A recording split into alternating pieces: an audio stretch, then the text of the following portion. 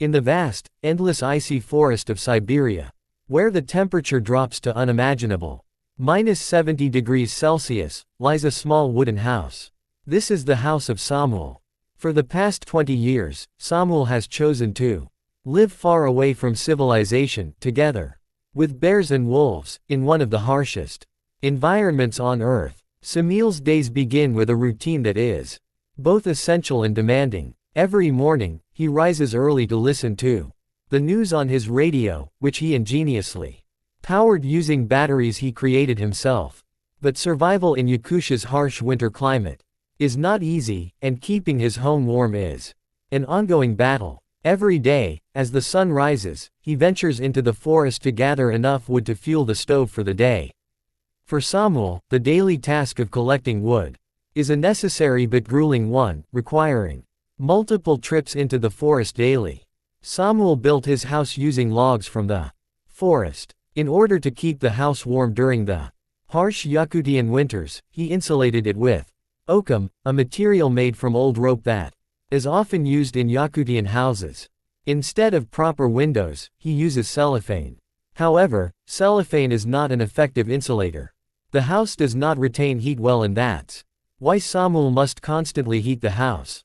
The unforgiving climate in Yakutia demands respect and caution. The air in such a low temperature is painfully cold and biting. But by keeping active and doing physical work, one can stay warm. I was born in 1957. I have been living alone in the forest for 20 years already. I didn't like living in the village, to be honest. I am pretty used to living here. I just found it quite boring living in the village. I like living in the forest and I don't want to leave here. Of course, it can be pretty dangerous to live alone here. When the weather is getting warmer, the berries start growing. Lots of bears come out. I see them often, but they don't mind me. Seems like they have enough food. Living 30 kilometers away from the nearest village, Samuel must also contend with the challenge of obtaining food. He doesn't hunt, and his only source of meat is through setting traps for hares. However, this method does not always work. And when supplies run low, he must make the long 5-hour walk to the village, a journey that can only be undertaken during the warmer months of spring and summer. I have to collect the wood several times a day. I have to heat my house non-stop, day and night, otherwise it's freezingly cold. Sometimes when I get tired and fall asleep in the morning, I can see that all my hair has frozen. It's cold, very cold. When the house is warm, Samuel starts cooking his lunch. He eats once or twice a day, depending on his food stock. That's enough. Alright, now let's wait until it's cooked. Despite the scarcity of food, Samuel never forgets the needs of his four-legged friends, always ensuring that they receive a portion of his own food. In the afternoon, before the sun goes down, Samuel must get water from the lake. He relies on the lake's ice as his primary source for drinking and washing, as it is cleaner and safer than snow.